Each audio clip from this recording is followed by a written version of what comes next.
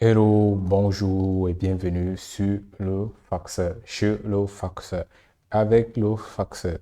Donc, ensuite, on va continuer avec avec nos vidéos sur le ES6 ECMAScript. Ok, sur cette vidéo, nous allons parler de constants. Les constants, ces éléments-là qui ne changent pas. Si vous n'êtes pas encore abonné sur la chaîne Le Faxeur, veuillez le faire en cliquant sur le bouton en bas et n'oubliez pas aussi de cliquer pour activer la cloche pour qu'à chaque fois qu'il y a une vidéo, vous serez informé instantanément, instantly. Donc, pour cette vidéo, j'ai créé juste un dossier là pour le ES6. On va continuer à l'intérieur. Donc, ici, j'ai le HTML avec un lien qui va sur le JavaScript et comme on peut le voir, le JavaScript est encore vide. Donc, ici à gauche, sur la gauche, ici à droite, nous avons le console qui est déjà ouvert. Console. OK. Donc, comme je disais, nous allons faire une fonction qui parle. Nous allons travailler avec des constants. Enfin, les constants, c'est seulement qui ne changent pas. Quoique, pour commencer, on le déclare en disant const. Quelle est une constante que vous connaissez qui est très populaire? Moi, je connais un, hein, je connais un que on m'a trop souffert à l'école primaire.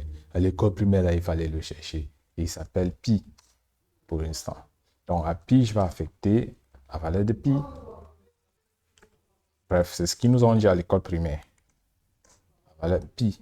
Et je vais faire une console pour voir est-ce que ça passe. Console.log, console.log, je vais mettre la pi.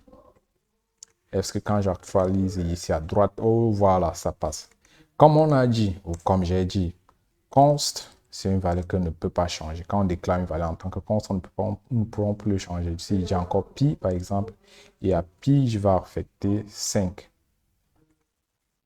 On actualise directement, on voit, on code syntax error, identifier pi has already been declared.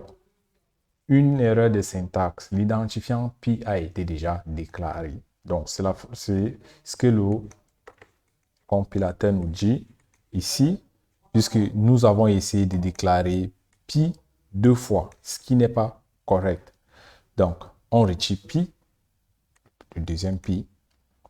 Qu'est-ce qu'on fait avec pi? Qu'est-ce qu'on peut faire avec pi? Oh, on peut calculer la surface d'un cercle. Donc, essayons voir. Je crée une fonction qui calcule la surface d'un cercle. Fonction surface, là, je vais dire surface. Si je fais des orthographes en français, vous corrigez chez vous. Je suis pas, on n'est pas là pour faire le français.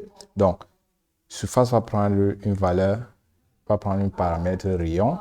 Et dans surface, on sait que, j'espère qu'on n'a pas oublié une formule pour calculer la surface. OK, console.log, on veut passer déjà ça. Si j'écris la valeur je sais pas, c'est de là. De là. OK, je vais mettre de là. Surface, c'est OK. Deux points. Et je vais concaténer.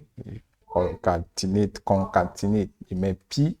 La valeur de 1 pour calculer la surface d'un cercle, c'est pi, pi rayon au carré. Pi rayon au carré, pi radio square. Donc, on a pi, si je dis rayon, fois rayon. Ça donne pi rayon au carré. Donc, nous avons notre fonction là pour calculer calculer la surface d'un cercle. OK. La fonction a été déclarée. Nous allons l'appeler à ce niveau pour voir si je dis ici surface. Surface. Surface, je l'appelle et je dis que OK, je vais calculer la surface d'un cercle avec un rayon de 10. 10. OK, nous actualisons ici. La valeur de la surface est 314. OK. Parce que c'est 314, oui, parce que 10 fois 10 va donner 100 fois 3,4, voilà. Ça équilibre les virgules là. Je me rappelle encore les multiplications. Ça donne 314. Ok, si nous disons, nous changeons pour 5, par exemple, on actualise. Ok, voilà la valeur de la surface d'un cercle avec un rayon de 5. Donc, avec ceci, nous avons la valeur. Nous pouvons calculer la valeur de la surface d'un cercle. Ok, donc pour continuer dans la deuxième vidéo, nous avons parlé encore de quelque chose qu'il ne faut pas négliger, qui est le scope. Parce que quand on dit que la valeur ne change pas, peut-être ça va encore causer des problèmes. Il faudrait qu'on voit le scope dans la prochaine vidéo. Ok, si vous n'êtes pas abonné, comme je l'ai dit, il faut vous abonner, partager la vidéo, aimer si ça vous a plu.